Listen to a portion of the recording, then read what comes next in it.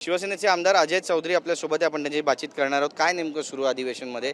नेते सोडून जातात, खासदार फुटतात, आता सचिन भाऊ अहिर यांना पण शिंदेच्या शिवसेनेनं आपल्या पक्षामध्ये ओढलं, त्या ठिकाणी उमेदवारी दिली उपसभापती पदाची। मी जरा वेगळा विचार करतोय की शिंदेच्या पक्षामध्ये कोणी लायक राहिलेलं नाही का? हे बाहेरचे लोक का घ्यावे लागतात? दुसऱ्या पक्षातले फोडून का घ्यावे लागतात?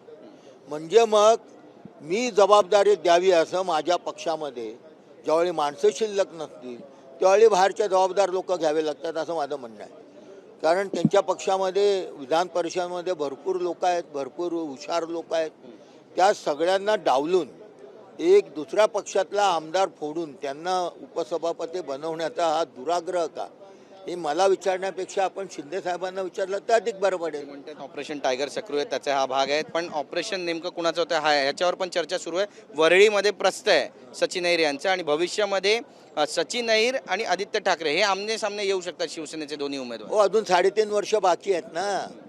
3.5 वर्षामध्ये काय काय घडेल या महाराष्ट्राचं राजकारण आपण रोज बघताय। पण त्यासाठी खेळलेली ही खेळी असं म्हणतात। 3.5 वर्षामध्ये एकनाथ शिंदे साहेबांकडच्या आमदार फुटून शिवसेनेत येणार नाहीत। कशावरनं? भारतीय जनता पक्षाचे आमदार स्वतःवरती अन्याय होतोय, दुसऱ्या पक्षातनं आलेल्या लोकांना संधी मिळते, आमची संधी हिरावून घेतली जाते असं वाटून कशावरनं शिवसेनेत येणार नाही? 3.5 वर्षात काय काय घडेल? तुम्ही म्हणताय की शिंदेचे आमदार फुटून ठाकरेंच्या पक्षात येतील, जर हे असं होऊ शकते तर तसं का होऊ शकत? म्हणजे तुमचं पण ऑपरेशन राबवताय तुम्ही पण सिक्रेटली? हे शेवटी पक्ष ठरवतो। आपण जे प्रश्न विचारतात त्याला मी 3.5 वर्षात काय काय होऊ शकतं, त्याच्यामुळे मला वाटतं आज ती चिंता करण्याची गरज नाही, आम्ही सक्षम आहोत। शिवसेनेचे नेते म्हणतात की खरं तर उद्धव ठाकरे यांच्या पक्षातील नेत्यांनी आत्मचिंतन केलं पाहिजे की त्यांची लोक त्यांना सोडून का जात आहेत।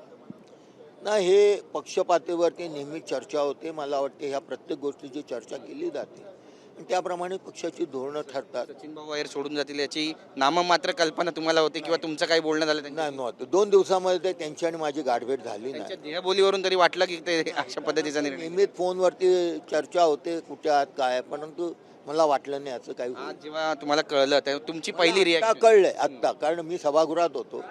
आज आमची चर्चा चालू होती सभागृहामध्ये, तिथं मी वृत्तांत द्यायला आलो, त्यावेळी मला पत्रकारांनी सांगितलं की असं असं घडलेलं आहे। नक्कीच, पण तुमची पहिली प्रतिक्रिया काय होती तुम्हाला कळलं की ते शिंदेच्या शिवसेनेत? धक्कादायकच होतं की असं वाटलं नाही की सचिन भाऊ पक्ष सोडून दुसऱ्या पक्षामध्ये जातील। जर भेटले तर काय म्हणणार त्यांना? पण विचारेन ना, नक्कीच विचारेन।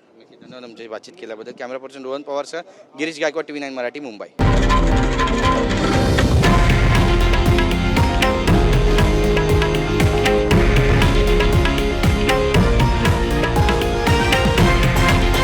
हे आहे देशातील नंबर 1 न्यूज नेटवर्क आणि आपण पाहत आहात TV9 मराठी, एकमेव।